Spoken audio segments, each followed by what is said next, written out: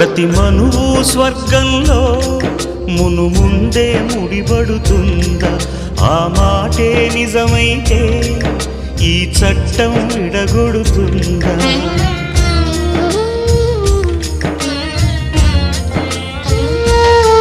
నీ రాతకు ఎంత సత్యం ఉందో చూదువు బ్రహ్మయ్యా, నీ సాక్ష్యం ఎంత విలువైందో ఓ అగ్ని చూడయ్యా.